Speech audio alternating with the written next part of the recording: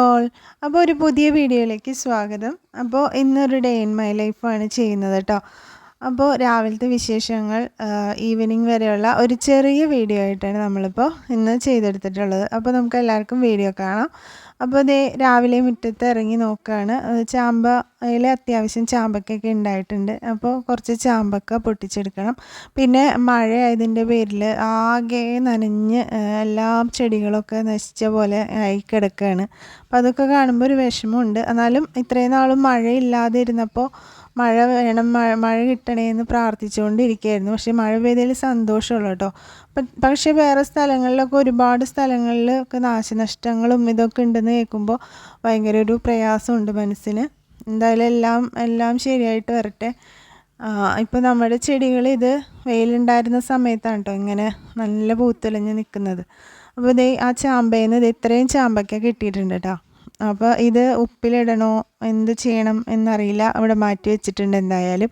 പിന്നെ ഇതേ കുറച്ച് കുടംപുളി കിട്ടിയിട്ടുണ്ട്. പക്ഷേ ഇത് കുറച്ചിങ്ങനെ മഴയൊക്കെ കൊണ്ട് ആകെ ചളിപിളി ആയതാണ്. പക്ഷേ കളയാൻ തോന്നുന്നില്ല. അതുകൊണ്ട് കഴുകി ഇതുപോലെ നല്ല കഴുകി വൃത്തിയാക്കി എടുത്തിട്ട് നമ്മുടെ ചോറ് വെക്കുന്ന അടുപ്പില്ലേ അതിൻ്റെ മുകളിൽ 2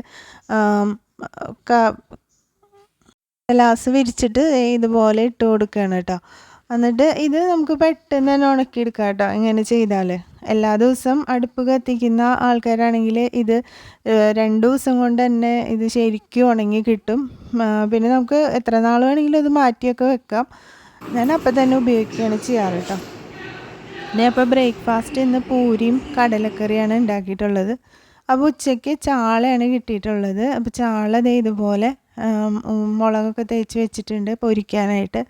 അപ്പോൾ ഒരു സൈഡിൽ ചാള ഇങ്ങനെ പൊരിച്ച് വരുന്നുണ്ട്. അപ്പോൾ ഞാൻ ചോറൊക്കെ ഉണ്ടാക്കി കഴിഞ്ഞു. അപ്പോൾ ഇന്ന് കറി എന്ന് വെച്ചാൽ ഉണക്കച്ചെമ്മീൻ്റെ കറി ഉണ്ടാക്കാമെന്ന് വിചാരിച്ചു. അപ്പോൾ അതിന് വേണ്ടിയിട്ട് ഒരു ചട്ടിയിൽ വെളിച്ചെണ്ണ ഒഴിച്ചിട്ട് കുറച്ച് സവാള ഒന്ന് മൂപ്പിച്ചെടുക്കുകയാണ്. സവാളയിൽ കുറച്ച് ഉപ്പും കൂടി ഇട്ട് മൂപ്പിച്ചതിന് ശേഷം ഞാൻ അതിലേക്ക് തക്കാളി, പച്ചമുളക്, വേപ്പിലയൊക്കെ ഇട്ട് കൊടുത്തിട്ടുണ്ട്.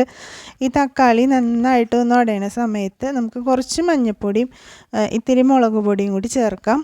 ഇനി നിങ്ങൾക്ക് മുളക് പൊടി വേണ്ടാന്നുണ്ടെങ്കിൽ പച്ചമുളക് തന്നെ മതി കേട്ടോ. ഇതിനിപ്പോൾ മുളക് പൊടി ചേർത്തില്ലെങ്കിലും കുഴപ്പമില്ല. എന്നിട്ട് ആ മൂപ്പിച്ചതിൽ ഞാൻ അതിൻ്റെ ഒപ്പം തന്നെ നമ്മുടെ ഉണക്കച്ചെമ്മീനും ഇട്ടിട്ടുണ്ടായിരുന്നു കേട്ടോ. അത് പറയാൻ വിട്ടുപോയി. അപ്പോൾ അത് നന്നായിട്ടൊന്ന് മൂത്ത് വരുന്ന സമയത്ത് കുറച്ച് തേങ്ങ അടിച്ചത്, പാലായിട്ടല്ല മുഴുവനായിട്ട് തന്നെ തേങ്ങ ചെറുകി അടിച്ചതും കൂടി ചേർത്തിട്ട് ഒന്ന് മിക്സ് ചെയ്തെടുക്കുകയാണ്. പിന്നെ അതിൽ കുറച്ച് കടുകും വേപ്പിലയൊക്കെ താളിച്ച് ഒഴിച്ചിട്ടുണ്ട് കേട്ടോ. അപ്പോൾ ഉച്ചക്കാലത്തെ പരിപാടികളൊക്കെ കഴിഞ്ഞു. വൈകുന്നേരം ഇപ്പോൾ കുറച്ച് പഴം ഒക്കെ വാട്ടി അതുപോലെ മുട്ടയും ബുൾസയും ഒക്കെ ഉണ്ടാക്കി ചായയൊക്കെ കഴിച്ചു. അപ്പോൾ വൈകുന്നേരവും മഴ തന്നെയാണ് കേട്ടോ.